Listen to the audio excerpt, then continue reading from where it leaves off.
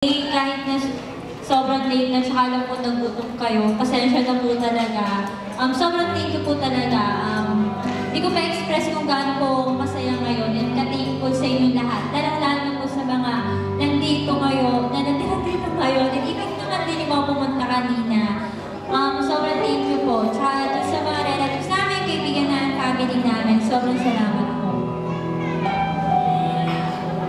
Thank you din, pero thank you na yun para feel nyo kung gaano kami ka-appreciate na nandito ko yung ngayon naging part na itong celebrations.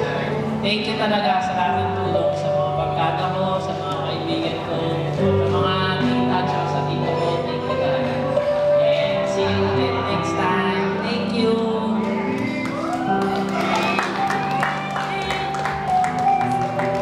You know, friends, ang kasal daw of marriage ay parang paglalakbay.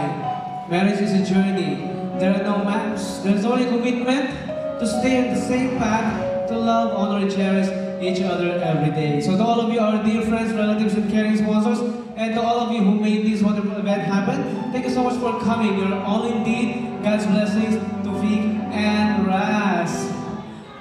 Congratulations once again to Vic and Ras, and mabuhay ang mga kasal! I may just started yung massive ceremonies.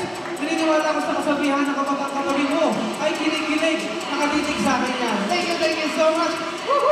May God bless us all! Thank you so much to Bonifacio Naval Station at sa ating Smart Shop Studio, thank you! At sa Attitude Sounds and Lights. Salamat sir, ha? Thank you so much for Jumble Gang.